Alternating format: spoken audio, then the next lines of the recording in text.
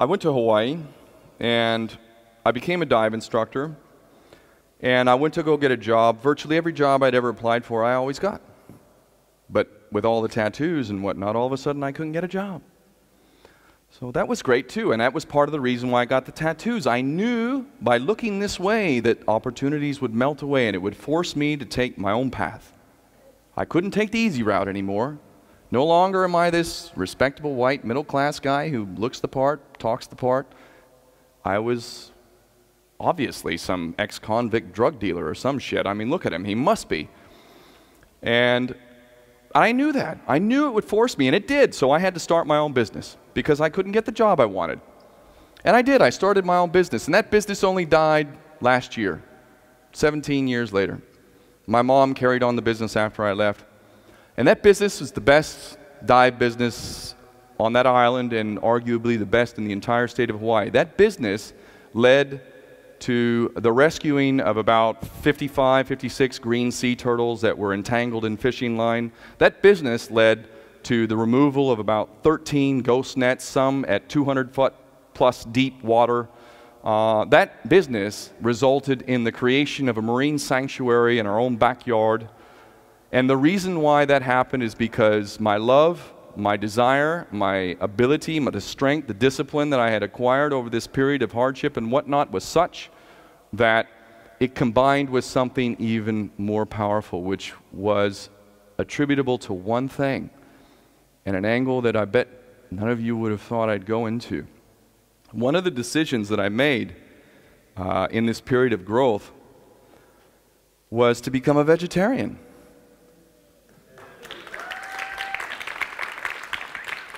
And whenever I hear people say, oh, I could never give up meat, nah, bullshit. I loved it as much as anybody. In fact, it was not a meal unless it had meat in it. What's that? And I made friends with a guy who was a vegetarian.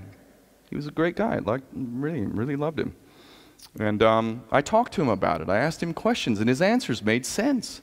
And I was confronted with the reality, keeping in mind that now my mind is open to this, whereas before, no way would I have listened to any of the vegetarian babble, you know, but my mind was open, and I realized either you accept your own hypocrisy, i.e. you say you like animals and whatnot, and you fucking eat them, i.e. you torture them, you pay for their torture and their killing, and yet you say you like them. What a bunch of bollocks. Don't fucking say that. Just accept the fact that, well, yeah, animals are cool, but I like to eat them. I don't give a fuck if they're tortured. I didn't like that. It didn't sit well with me. You know, I want to be consistent with what I say is my values. I wouldn't want somebody torturing and killing me. Why the fuck am I doing it to someone else? And why is it that we arbitrarily consider human beings to be so fucking worthy, while as the rest of fucking creation, the rest of life, which is just as sentient as us, the bond between a fucking cow and its fucking baby is just as strong as the bond between a mother of human form to her baby. And how arrogant for you to think otherwise. You rip a calf away from its mother, trust me, this is torture. I didn't want to deal with that hypocrisy. I don't respect the man that does that, so I took what was something that I loved. I loved meat. I enjoyed it as much as anybody. Something that I truly enjoyed and loved, I gave it up. I gave it up and never looked back. 25 years later, no fucking way. Never going back unless I need to survive.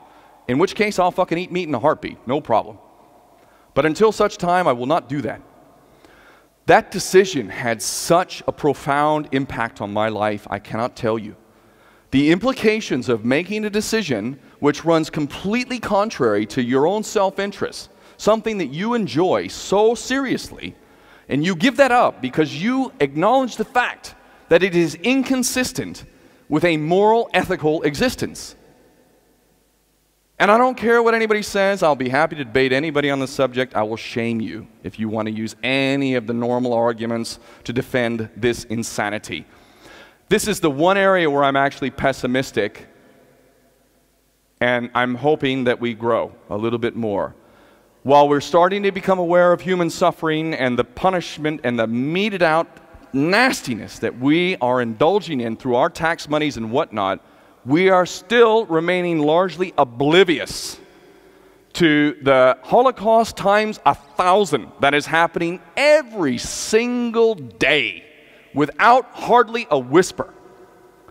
Billions, literally billions of creatures, if we count fish, chickens, cows, pigs, goats, and everything else, billions a day are being exterminated, life taken away, most of them tortured in one form or another. And how much are we talking about that?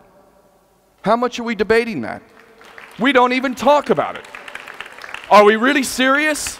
And I'll tell you what, if the principle that we apply towards others were applied towards us, let us imagine some species from another part of the galaxy or the universe that is more technologically advanced than us, and by their own measurement thinks we are far more important than them, obviously, because if they were more important than us, they would be able to do to us what we can do to them. Clearly, might makes right. If we can take over their planet, if we can enslave them, if we can rear them for food, and if they taste good and we like to eat them, what the fuck is the problem with doing that? Clearly, God said that we are capable and worthy of that. Otherwise, we wouldn't have the ability to do it. And so, we do that to every other species, quite frankly. And if it were done to us, boy, oh boy, would we understand the wrong fucking path that is. We would see it crystal clear, just like that. But apparently, we can't see it because we like the fucking taste, and we're used to it. When we get serious, we will talk about this issue. We will talk about it seriously. But right now, we're still not doing that. I am mostly optimistic, so I'll get more into the optimistic side of it in the next part. As far as I know, I think this is the break, so we'll leave it for there. I'm going to grab another beer, and then we can carry on.